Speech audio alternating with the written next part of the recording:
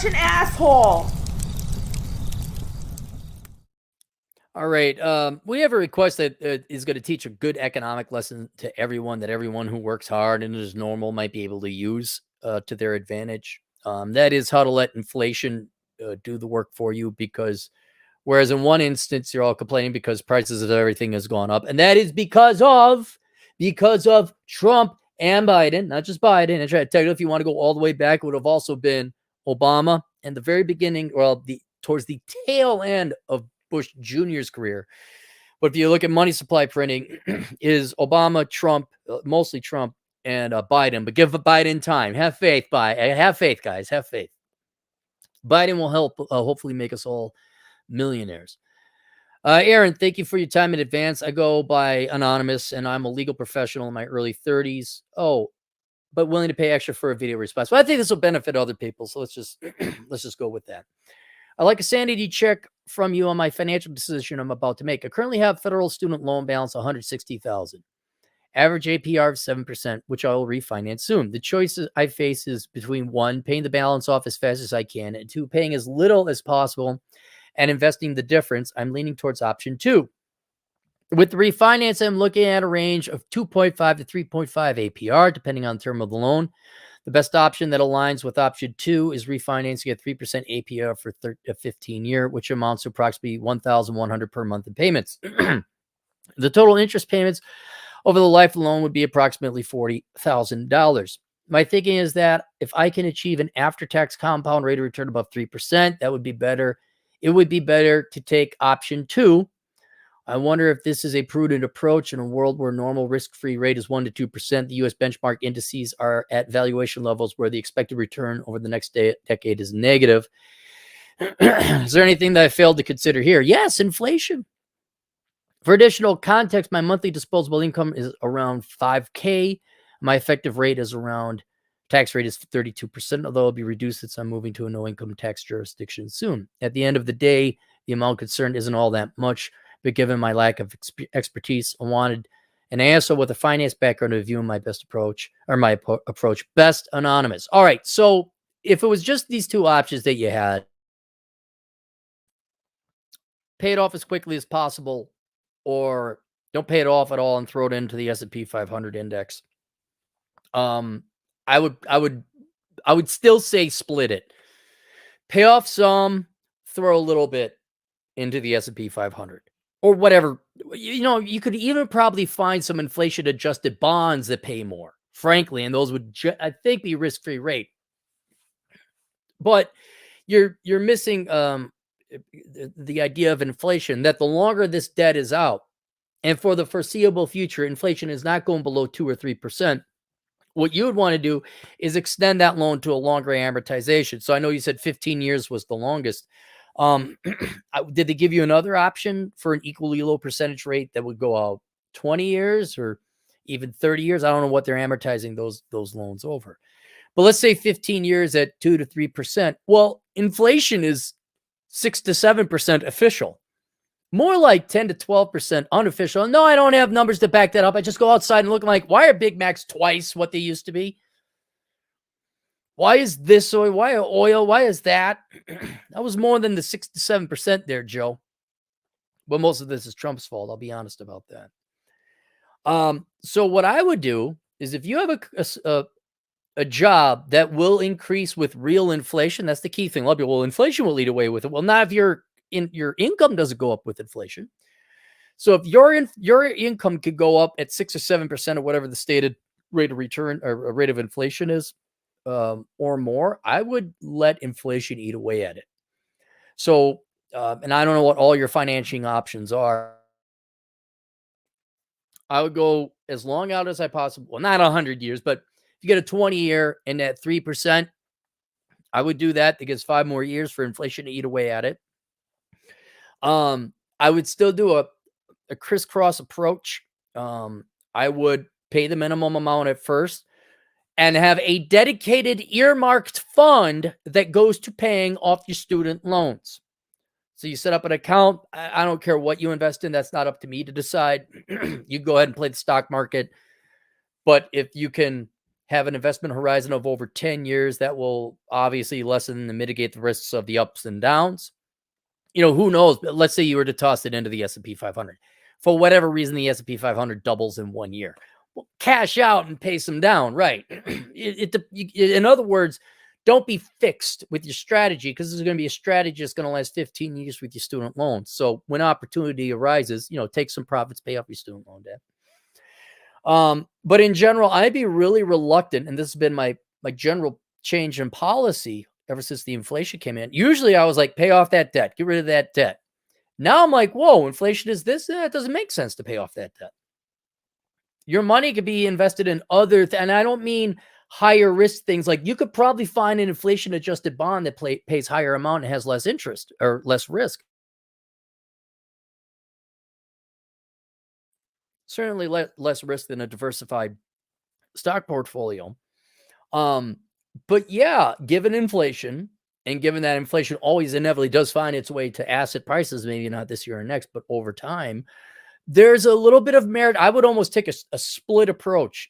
Stay current on your student loan debts, but I wouldn't be making extra payments into it. But one, throw a little bit of money on the side just in case. Throw a little bit in maybe the S&P 500, maybe find an inflation adjusted bond, whatever. Invest in that. And then in 10 years, see where you are. And by the way, no guarantee that's going to work. You could come out losing money on this. All right. So don't come don't give me this. I don't know. I'm just a law graduate. I just had the equivalent to a doctorate.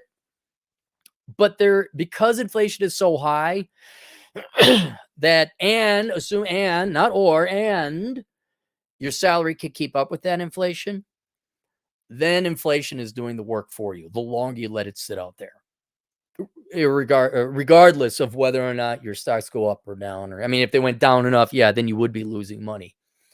But yeah, I'd let inflation eat away at it. So be current, pay that, maybe even toss a little bit, like an extra principal payment or two if you got the money, into the student loan funds once you refinance it, to accelerate that amortization, although that would lessen the amount of inflation that would eat away at it. So, but that would minimize it. And then you're going to have some extra money. I think, yeah, set aside some money in case you want to pay down your student loans that you don't invest in anything, but then also toss a little bit of money that might increase with more than the rate of inflation, or at least inflation itself. And then Uncle Joey and Uncle Trump and Uncle Obama, they'll all take care of you. All that money printed off, all that be good.